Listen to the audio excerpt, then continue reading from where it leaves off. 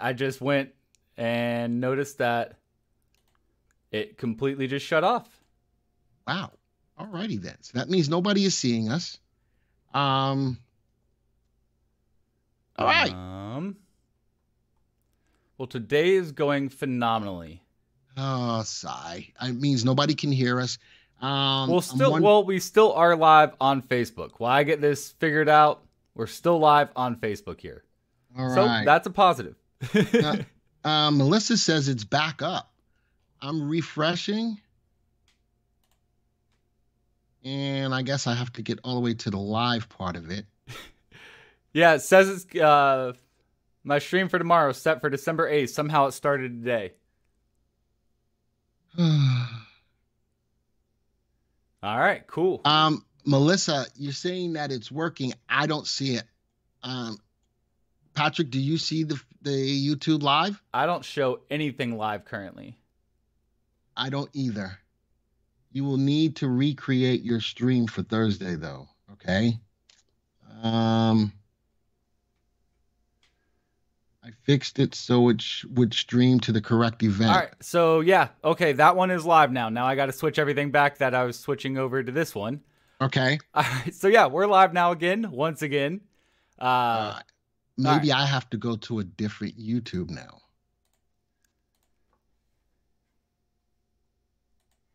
All right. So back to the rate hike. Okay. I think we'll see a 50 basis point move, but I don't think it's the right call. So you do think that we're going to get a 50 basis point move? I mean, they've pretty much been signaling it the last few weeks here. Okay. Well, my just to let you know, I can't see it on my YouTube anymore, and it is what it is. We'll just keep on talking. You know something? We're professionals. We're going to keep on going, okay? Let's do it. All right. So I won't be able to see the chat. If you see anything in the chat, just let me know. If you have it open, I don't think I can even open on my phone. It's all right. I still think that with a 50 basis point move, that the market moves higher. And again, going into the holiday season, maybe that's what's needed for the bulls. But guess what, folks? I still think if you don't think that we're in a recession now, we will definitely be in a recession come next year. All right. So Glenn, use this link. I use that link. All right, let's go see what I got. Thank you, Clay, by the way. There we go. There we go. Now I'm live all over again. Good. There we go. All right, cool. All right, so what else do you want to add to the market? 50 basis point, you think? I still think 75 basis points. All we know is what the Fed does is what the Fed does, and we can't fight the Fed, right? Exactly. I mean, we've said that time and time again. You can't fight the Fed, and that seems to be what people are trying to do by saying, getting over exuberant, I guess is the best way to put it. You know, thinking, oh, the data is showing some positive signs for the first time, so that means the Fed's going to start pivoting. Then he did mention the 50 basis point hike. He did, but you know, he also gave that big but at the end of it that said, it's a little early, and that doesn't mean we're going to be pivoting. It just means we are going to be slowing down, but maybe extending it for longer, so that way we can see the effects a little bit more and clearly. Try not to push ourselves too far for where we're currently at. All right, so let's ask the room. What do you think? Do you think that it's going to be a 50 basis point hike in December? Type of 1. If you think like me, which is like Patrick thinks. If you think it's going to be a 75 basis point like Glenn, type of 2. Let's get you guys involved. All right, type of 1 if you think it's going to be a 50 basis point. Type of 2 if you think it's going to be a 75 basis point. And while that's going on, Mark, I want to say thank you very much for the package that you sent. I gave something to everybody. You sent Thank you very much, Mark. You sent enough for everybody. So I went to education. I went to product support. I went to development. You hooked this up well. So thank you very much, everybody here. Boston got one. Those cookies were amazing. I only had one, Mark, because I'm going through all my stuff right now. But those were totally amazing. So it looks like A lot of ones. I'm seeing a lot of ones. I see a lot of ones. So a lot of people are on board with the 50 basis point. Drew says, I think Powell sticks to his plan, no deviation. That's what I think. I will say this, though, Glenn. I think we'll see the 50 basis point move, but I think we need the 75 basis point move. Because what I think we're going to start noticing is instead of just ripping the Band-Aid off as fast as possible, like we've been talking about, seeing the full percentage move, we're going to slow it down, and then it's just going to be a slow bleed kind of process rather than a get it done with, get it out of the way, and move on. By slowing it down and dragging it out for longer, I think that could potentially, just slow bleed the markets rather than just getting it out of the way. So interesting. That could be the remedy or the way to the softer landing, maybe? Yeah, but I think the effects of it are already hitting harder than what they're letting on. So I don't know. I don't think I mean, I would put the probability of a soft landing at less than 10%. Okay. I got you. All right. So now that we covered the market, let's go. I want to do this. Let's go look at the market timing graph real quick. Graphs, stock. Put this on a 3-month graph. This is the market, folks. This is the market. If I like to use the 3 and the 8 when I'm looking at a market timing graph. The 3 went below the 8 yesterday, and someone asked me about when was the last confirmed up call. There it is, on the date of, I saw that in a comment on 11/23, and now the market's pulling back down. Man. So look at that trend line. That's the thing that stands out the most to me. Yep. And we broke down below it. So this uptrend that we were in from the October low now is showing me 2 things. 1, the 3 went below the 8. 2, it broke down below the trend line. The market looks like right now it does have some more downside in anticipation of what the Fed's going to do, but that's not until next week. MMAT took off this morning. Tyree, I posted on Twitter that's a stock I got my eyes on right now. I may do a video on it.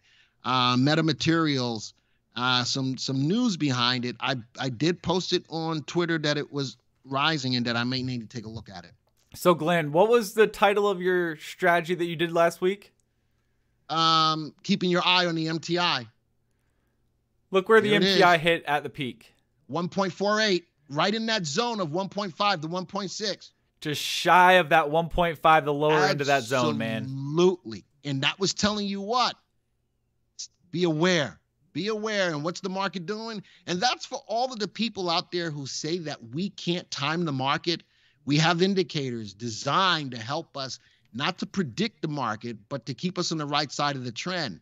This indicator, if you're a VectorVest subscriber, you know the levels of when the market is looking for a top. We got very close to that level. What did the market start to do? Candlestick pattern, 1 black crow, followed by breaking down below that trend line. And the 3 and the 8 going down.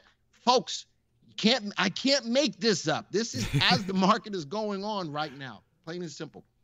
So. All right. So now that we've gotten that covered, you ready to get into the news? Absolutely. Let's do it. So let's go ahead, pull that up. Starting off, I believe this is your first story here. Well, the first 3 stories are specifically what's going on in the economy, so it's for the both of us. A lot of people follow Mohamed El-Erian. I like listening to him, but top economist says that the Fed is still doing too little too late. So there's 2 sides of the fence. People still think that he needs to be more hawkish, like me, and people who still think that he's done too much too fast and that he needs to be a little bit more dovish. So even though Patrick's on the side of saying that it's going to probably be a 50 basis points, he did back it up by saying it should be still a 75 basis point move. So that's just the headline story. You want to add anything to it? No, I think we're seeing a lot of major banks and economists all starting to sing the same tune. It started off with Jamie Dimon talking about, what was his analogy that he used? The storm on the horizon. Something like that. I did see that story. And now we're seeing Bank of America. We're seeing him. We're seeing a lot of different either banks or major economists or analysts all starting to kind of beat the same drum here. So I'm curious to know, does he listen to these people who are, economy minded, or does he fall into what the typical investor is? The retail investor is saying that you're going too fast. So what does he do? I mean, I guess the numbers have to show what he needs to do, and jobs are still strong. If jobs are still strong, then it tells me that what he's doing is not enough. It's telling him what he's doing is still not enough. So one thing I will add to that, yeah. Whenever you get into what the Fed is doing, they tend to go off of the academic approach rather than the real life approach. So if it's the academic approach, I still feel comfortable with the 75 basis point. Yep. All right. Next story. Now, going into the holiday season. How did that I got it. I got it for you. All right. Next story. China reopening isn't providing Christmas cheer. It's up to Powell now. It all still says, no matter what we think. All right. China reopening, because China is the biggest consumer of freaking everything. Because that's what they do. They got like 11 trillion billion people. Well, they're the second largest economy in the world, right behind the U.S. Yep, but they got the most people in the world. Yep.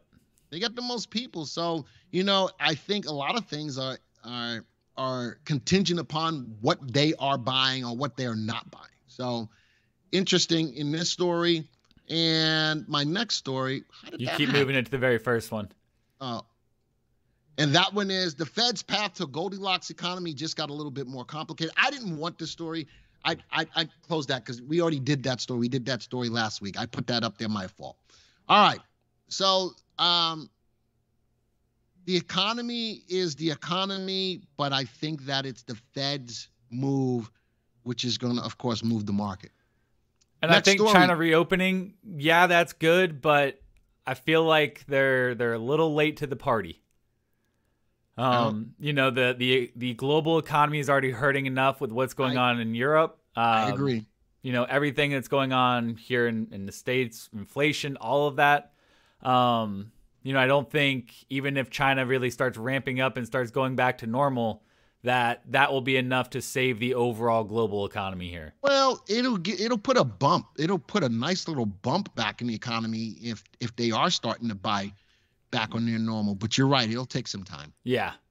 All right. So my story is yours, bro. Coming in with another accusation from Citadel of illicit trading tactics, basically talking about spoofing, which is putting fake orders in and then canceling those orders in basically fractions of seconds to drive the price of individual stocks higher or lower, basically being able to manipulate the price of the stock, moving it to where they want to go.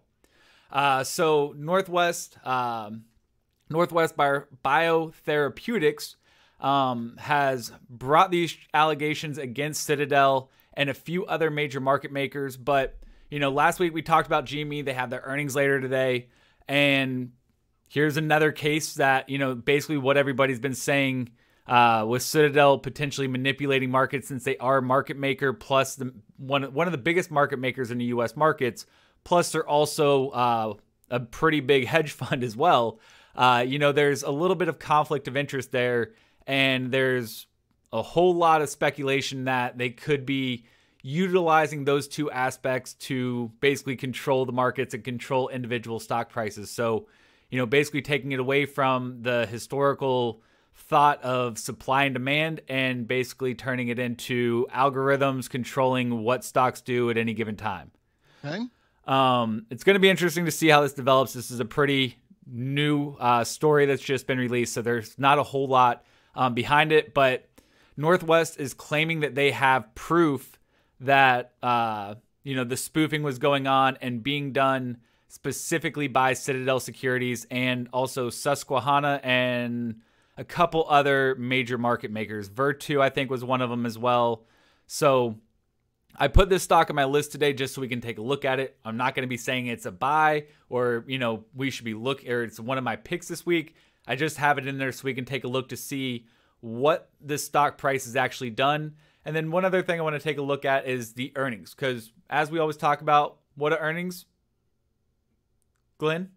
The engine that drives the stock's price higher. There you go. So we're going to see what VectorVest has to say about their earnings and see if the price matches up to that as well. Drew says, spoofing will get you on Santa's naughty list. Oh, no. Well, who needs Santa when you can buy whatever you want? I mean, Ken Griffin is worth billions and billions of dollars. I don't think he needs Santa. He sure don't. And Dave says, so what else is new with Citadel? Exactly. But this kind of, brings it up. The main thing I want to bring up about it is, not only have people been screaming about this for the last 2 years with the GME saga, but also, as retail investors, this is something everybody should be concerned with. It makes people lose faith in the markets, and it also takes away, what the markets are supposed to be about. And if they can do it with this stock, they could probably do it with pretty much any stock out there. So interesting that you say that, because what does big money do to companies that they feel are not making enough money? They will short them. And that's what happened with a lot of, and I will use the word meme stocks, GME, AMC, Bed Bath & Beyond, Nokia. All of these stocks were looked at by big business as companies that weren't worth still being in business. And this is a normal practice. But this is going beyond that. This is having your hedge fund open up a short position and then using your market maker capabilities to drive the price lower to guarantee your trade is a successful trade. Yep. That's where it gets scary at. I'm okay with people shorting stocks. They hadn't had to do that before to this extent because a lot of those companies just fell under the pressure. Yep. You look at stuff like Toys R Us. You look at stuff Sears. Like Radio Shack. They just fell under the pressure. There was no retail backup during that time for those companies. But now retail investors were like, yo, they woke up, they banded together, and that's where we are now. But what's to stop them from taking, GME or NWBO and doing the same thing on, another stock that you have, that, another major company that you're trading or that you're holding a long-term investment? If fundamentals and technicals don't mean anything anymore, then what do you trade off of? And that's where I start to get worried about that aspect of it and people losing faith in the U.S. markets, or really markets in general, because they're not just in the U.S. markets. They're in Europe and other countries and other major exchanges. So, yeah, we're talking about a couple of specific stocks, but if they can do that to these, they could do that to any stock they wanted to out there. But if you look at the history of the companies that have been overshorted or just shorted out of business, I don't think it's been very many of them. And I don't have the numbers. I don't have the history. I just look at the companies that over the years that were losing money, that were put in the same position, that did fold. Yeah. But so manipulating their stock lower forces them into that position faster than natural. So it doesn't even give them a chance to be able to turn around and pivot like we're seeing with some of these stocks now. And it doesn't even give them a chance to do that. So it's not a natural process. If the companies, tried to pivot and still weren't being successful, I get that. But when you start going after companies just because you don't like them or just because you think they're a bad stock, and you can move a company because of one person's thoughts, that's where I have an issue with it at. But I'm just letting you know, and it's not like we don't know. This has been going on forever. That's how the Toys R Us's or the Radio Shack just go out of business.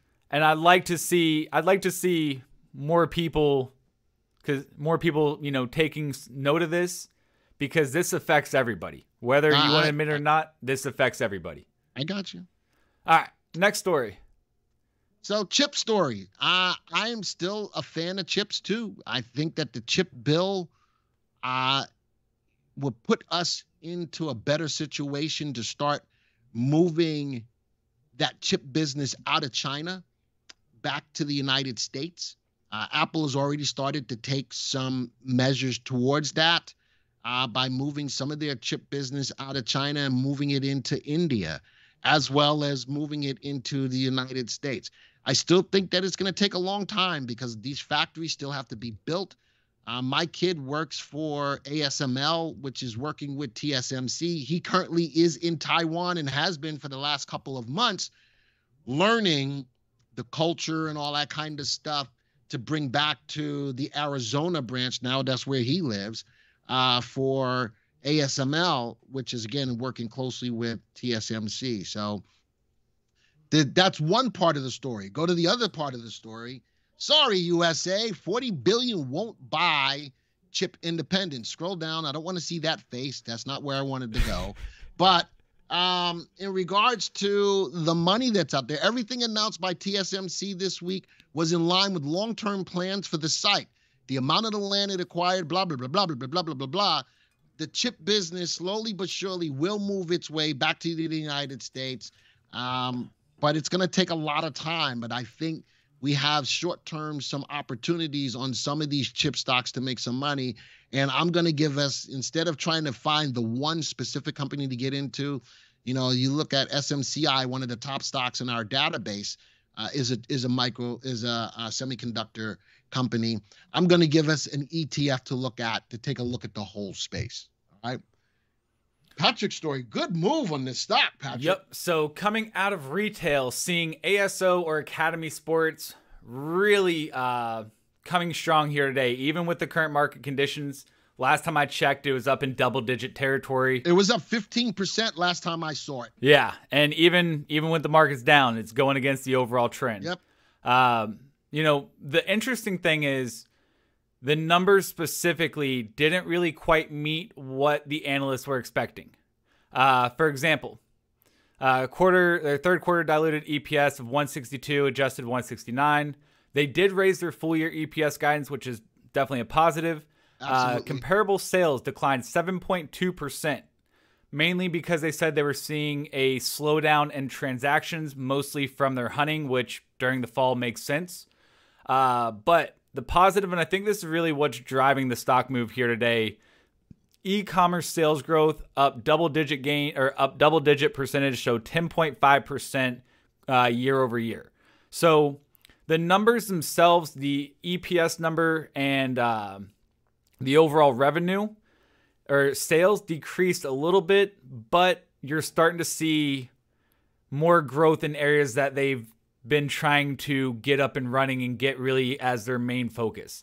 So I think investors are seeing that, and that's why you're seeing this push here today. Because if you look at it, net sales decreased 6.2%, comparable sales declined 7.2%. Gross margins were down slightly, but overall, the company's earnings they didn't blow everything out of the water. But they did have some positives. They did increase their year expectance or EPS expectance. And they're definitely seeing some positive signs going towards the e-commerce side rather than just the brick and mortar. So I think that's what we're seeing really ramping up here with this one.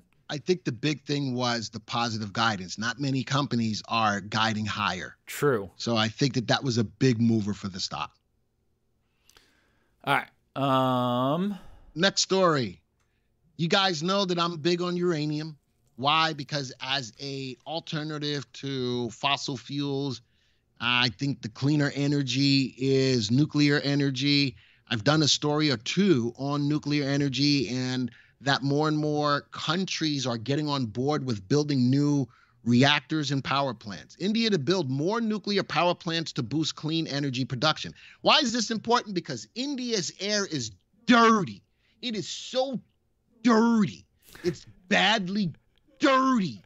So this is even funnier listening through at the walls. This is how many of you think listen, that's not a bad thing. It's just dirty. It's just dirty. That in China, it's just dirty.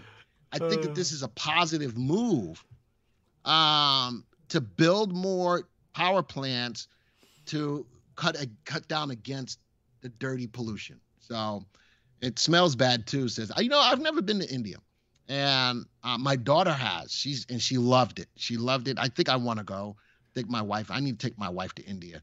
So I think nuclear is definitely a great option. The Yes. only thing I have an issue with is how we get rid of the spent fuel rods. I think that's going to be the biggest downfall for all the time that nuclear is in play. Like, we can't just keep shoving them in a mountain in the middle of the country. I know, but you know something? You would think that with the technology that we have today, that somebody's got to be on the cusp of some breakthrough technology to better rid ourselves of the waste. Yeah. But you're right. You know, what do? You bury it. And then the land that you bury it on is moot forever. I mean, we could send them to Pluto. That way, by the time we're ready to colonize Pluto, it'll be nice and warm and beautiful. Pluto's not a planet. Oh, wait a minute. Where you at? Pluto's not a planet. Well, technically, they took away its rights of being called a planet, but I still consider it a planet. I'm not going to hate on Pluto. All right. I'm just saying. I still like it. I'll still include it as it. It's not a planet, bro. All right, next story. All right, so this is one that I brought. Thought it was interesting. Talking about home buyers. We've been talking about it a lot this year. 270,000 home buyers who bought in 2022 are underwater on their mortgages already. And we haven't even finished 2022 yet. Yeah. This comes out to roughly about 8% of homes bought in 2022 are already underwater. And that means they're paying more than what their houses are worth. So they're upside down on their loans. And they just are getting started. Yep. And that sucks for a lot. That's going to suck for a lot of people. And just like in 2007, 2008, when people started getting underwater in their homes, what did they do? They left them. They walked away from them. And then that right. pushes everything else down. That's the domino effect. This could, I mean, granted, it's still early to say this, but this could lead to a domino effect in the housing market similar to what we saw in 2007, 2008. Well, the cool thing is that you've been talking about it a lot over this time so that when it does happen, you can step up and say to everybody, listen, I don't mean to tell you that I told you so, but I told you so.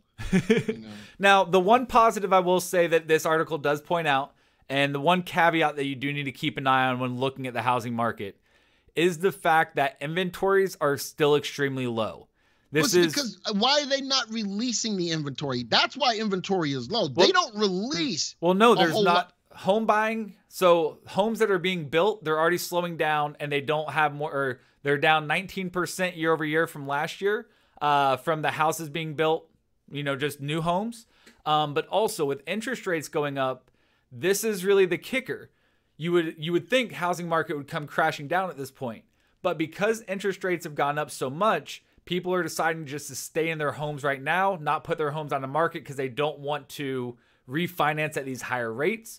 And so that's why the inventory is so low compared to historical numbers, is because interest rates are a double-edged sword.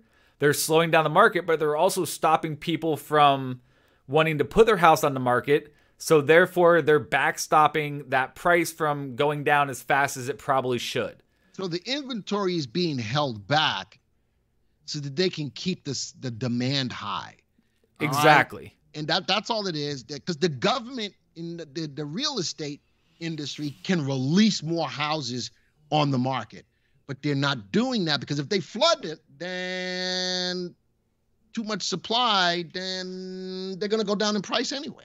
So they're trying to keep it at a point where people still want to buy, but it's going to be less people because the mortgage rates are so high. But that's the thing. They don't have the houses to be able to do that because nobody's selling their homes right now. People are worried about what's going on. People don't want to sell their homes because they don't want to go refinance to a new home for a 7% interest rate at minimum. Yeah. And that's what's really, you know, keeping this housing market where it is. That's why we haven't seen prices drop as fast as everybody expected them to, is because nobody's putting their homes on the market right now because nobody wants to go buy a new home right now. So therefore, it's slowing down that natural cycle of, you know, pushing the home prices down to match where they should be with the current interest rate to keep the overall mortgage price the same. I got you. Interesting. Bill says from the waste, 20% of the rod is used for electricity. The rest is used for bombs. I could make a joke about this right now, but I'm going to stay away from it. We making no jokes. I'm just sitting back and like, well, if that's the case, then you saying that you ain't got no waste? Just asking. All right, let's go to the next story. All right. Another commodity I'm on. China November copper imports rise on brighter demand for outlook. China's copper imports climbed in November on expectations of better demand next year as the world's top metals consumer speeds up efforts to support its embattled property sector, begins to ease tough COVID-19 restrictions. So copper's on my mind, just like Georgia. Georgia's on my mind too. I'm surprised that China's been able to prop up their housing market as much as they have. They've gone almost a full year without letting it collapse when everybody thought it would collapse a year ago. So kudos to them for propping up their markets longer than anybody thought was possible. I'm not giving them any kudos. No kudos. I got a drug for you. I'll be right over. AstraZeneca is in a phase 3 trial with a drug for breast cancer. All right, so I want you to keep your eyes on AstraZeneca from that perspective. That's all. A whole bunch of stuff is here, but it's a metastatic breast cancer in Destiny Breast 03, and they got a lot of stuff in their pipeline as well. But anything that could be getting to overcome some form of cancer definitely warrants being on your watch list. So AZN is on my list today. And another thing, with everything that's going on in the market, everybody's got one of these, right? Patrick's got one. Joey's in the background. He's got one. Melissa's got one. Clay's got one.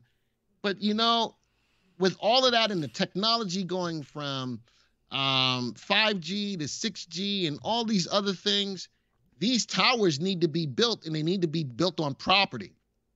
With that being said, they wouldn't function without communication towers that 3 REITs own and operate: American Tower, Crown Castle, and SBA Communications. No matter what's going on in the market, these probably are 3 stocks that you need to always have in your watch list. Because as these, like Verizon, AT&T, T-Mobile, the 3 biggest companies out there, as they continue to see, no matter where you are, you see the towers everywhere. They need to be built on something. And the further out away you go, the more you want to be covered. I want you to keep your eyes on these 3 stocks. All right. I like these 3 stocks. I just wish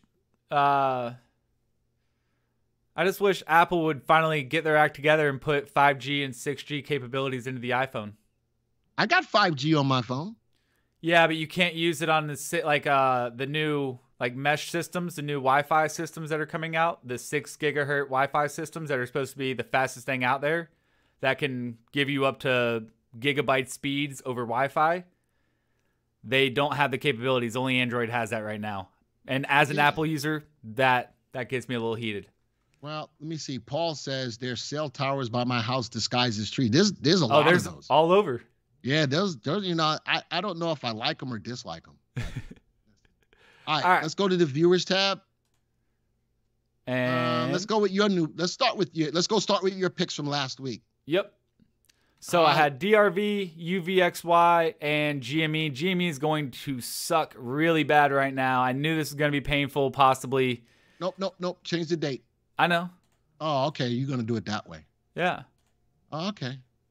So you click more buttons doing it your way. Okay. So I had 2 out of 3 winners, 9.6 on DRV, 3% on UVXY, 14 hurt me the most on GME, 0.5% down the week. Not bad. DRV is still a freaking good pick. And I've got that in my picks again due to that housing article I brought here this week. Gotcha. So you want to take a look at my stocks today first? Yeah, let's do yours first. Alrighty. So I've only got a few stocks here. ASO, as we talked about, good earnings, 16% run, even with the markets doing what they're doing right now.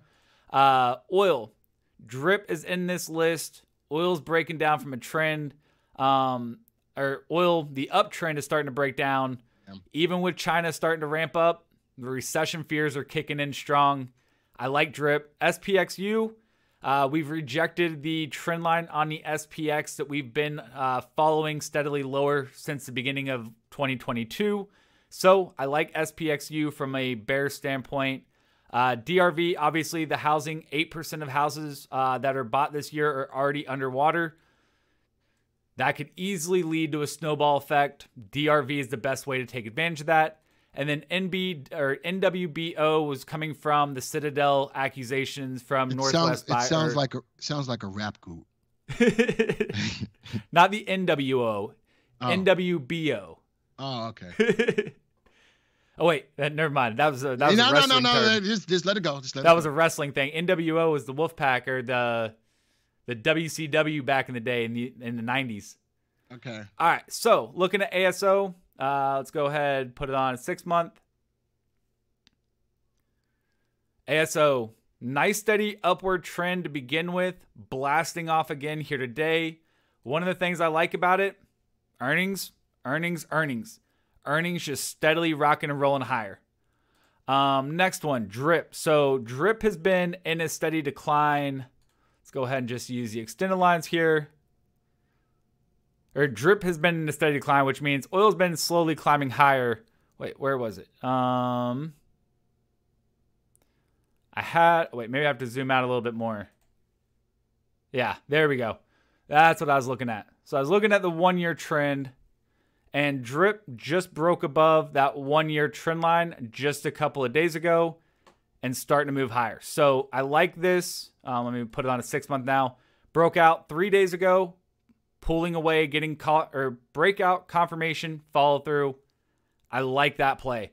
So I'm thinking that I'm going to use this to get out of my WTI, which I've been holding. This gives me some confirmation of possibly getting out of WTI. SPX. So on a shorter term time frame, looking at this trend that we've been in, SPX just broke the trend line just a day ago, getting follow through here today. So I like this from a short-term standpoint. DPO starting to pick back up. MACD turned positive on a short-term basis. Want to see that obviously turn positive on a long-term basis. DRV, similar situation. We've talked about this. I'm not really going to get into the play again. If you want to see my thoughts on the setup, go check out last week's stream. I talked about it there. And then NWBO. That's a volatile stock, man. So look at it, though. On a 1 year time frame, look at the earnings. Yeah. Earnings are steadily rising. Look at this. Started running up. That looks all too familiar right there. Yeah, it does. So and that goes right to your story. Yep. You started seeing it running up. Whoever has a short position on it or trying to manipulate it, you're getting worried about that. So what do? You spoof. You put in some illegal manipulative trades, drive it right back down, and control the price action. That's all too familiar for anybody who's ever followed the meme stocks since 2021, the beginning of 2021. This should look very, very similar for you. Why isn't it? That's me. Hold on. Look at that. So I'm going to bring the elephant. I'm going to bring the elephant in the room to the table. Same scenario. Yep. Every time it starts to run, you all of a sudden get a huge breakdown in price action. And I mean, that looks controlled 100% of the time. And so, you know, NWBO, these are all stocks that are, you know, for the most part, while the lawsuit is being brought, which seem to be manipulated. And if they have proof of this, man, this could be huge for the markets and for the way the markets function going forward. I see it as a positive. Big money probably doesn't, but I would like to see more actual market influences running things rather than because of somebody's personal opinion. To be artificially moved. Yeah. All right. So I'm of the mind, you know, I'm over them. Believe you me, I'm over those stocks. I really, really am. But this kind of stuff, you got to talk about it. I mean, I still follow them. I still hold GME, I'll admit it. But at the same time, finding this kind of information and bringing this to light is how we see changes in the market. By letting it, just pass and saying, oh, well, that's, what always happens, so who cares? It's not going to change anything. That is how they continue to force their influence and manipulate markets where they get rich and they take money from retail investors. I want to see a free and fair market for everybody. So that is the one thing I still will stick by and I will continue to fight for, is fair and free markets for everybody. And I say amen to that. I say amen to that. All right. You want me to get in your picks? Yep. Go to my, I got it. Yeah, go ahead. So those are my picks for last week. Let's see what I was bullish and bearish on. Not yet. I don't remember. I was bullish on SMC. I was probably, oil, not as much, because, I'll bring it out there. Hasbro I was bearish on because of the story that we had in the blog. This was one of the stocks that we had.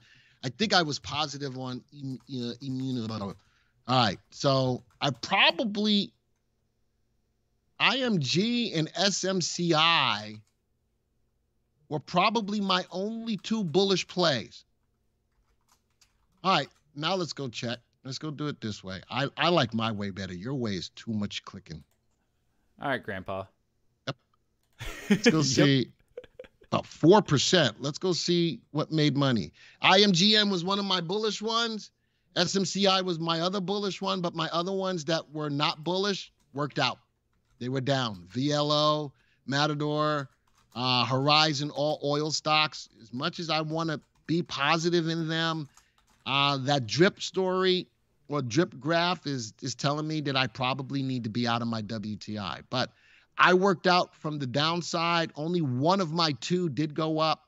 IMGN went up. So hopefully his friend. Just keep talking. Okay. So there we go. Come on, Ron. Right. I say again? I said, come on, Ron. Stay focused. Okay. All right. Let's go back to my picks for this week. AstraZeneca for that phase 3 trial on breast cancer drug. I'm on copper right now. China for copper. Instead of playing an individual stock in the semiconductor, I'm going to look at SOX, SOXX. For my 3 real estate for the cell towers, SBAC, Crown Castle, and American Tower. I'm with Patrick. I'm bearish on the market right now. So I'm looking at a short on the Russell 2000, and then there's my uranium play. Let's go graph all of these really, really quick. I put these on a 3-month graph. I'm going to change the graph layout to my longer term. Glenn, where is it? Man, it's different being on this side. All right, Glenn, swing. AstraZeneca, man, that looks good. Even without the news, looks good. I don't like that it's overvalued, but something that just means people are willing to pay a premium to own it, but definitely moving higher above a 20-day earnings looks good. Next one, copper, above the 20-day exponential moving average, moving down, but I'm going to use the 20-day as a level of support. And if it's picking up because China is going to import more, it could have some more upside. Looking at SOX, the semiconductor sitting in a channel, barely above the 20-day exponential moving average. Would like to see it take out the high. Volume is falling. Even though the stock is falling, it's falling on less higher volume. That could be a positive sign for it as well. Now, these 3 companies, SBAC, CCI, and AMT, all of them are sitting in a channel. All of them are sitting in a channel. Now, AMT, I don't feel as confident with because the earnings per share is falling. But when I look at CCI, it is rising over the last 3 months. And when I look at SBAC, it is rising over the last 3 months. So if I'm looking at those 3 REITs for towers, I like SBAC. Where'd that go from? I like SBAC and I like CCI. I'm not as comfortable with AMT, right? And my other 2, the Russell 2000, I like the level of support. bouncing off that floor above the 20-day expenditure moving average, just breaching a level of $15.69 is a level of resistance. And what's the leverage on that one? Say again? What's the leverage on that one? 2 times. Just want to make sure we let our viewers know. Yeah, I believe that it is a 2-time. It's an ultra short, not a direction. So it's a 2-time leverage. And then my other stock is uranium. Yeah, this is a tougher play. But I like the idea of India as a country getting more on board with nuclear power plants, nuclear generators in other countries as well. If nothing else, folks, keep this on your radar. Keep it on your radar. Keep it on your radar. All right, put us on our last screen, Patrick. All righty. FLNG still sucking hind. Wow, good Lord. But I got a dividend. I got you. All righty then. All right, so we'll go from there. All right, so that's it for today. I don't know, a little longer than we wanted, but you know something, we covered a lot of stuff. And we had a little bit of bit of technical difficulty at the beginning. We would have been right on time, and that's fine. For everybody who's still here, thank you for supporting the channel. And if you haven't already, one thing we haven't mentioned because we were dealing with technical difficulties. If you haven't already, you're still here right now. Before you leave, smash that like button right now. Only about a third of the people that are here have hit that like button right now. So if you haven't done so already, what are you waiting for? Do it. I agree. Right now. Especially if it was worth it for you to stop by, get some ideas. We gave you, and even in some of the picks, at least that I've put up, I told you some to stay away from. I'm not afraid to do that. And give you some ideas on stocks that are out there for you guys. And keep you abreast of what's really going on so that you don't fall victim to, what's the word I'm looking for? I'm surprised. What's the word I'm looking for? Something over something. I forget. Anyway. I actually almost put SRTY in today as one of my picks. That might not be a bad play. Well, it's just the triple instead of the double. I think that we did have picks for contras for people to keep their eyes on. So yep, both of us did. So I think we're in tune with what's going on in the market. But don't forget, you can't fight the Fed, baby.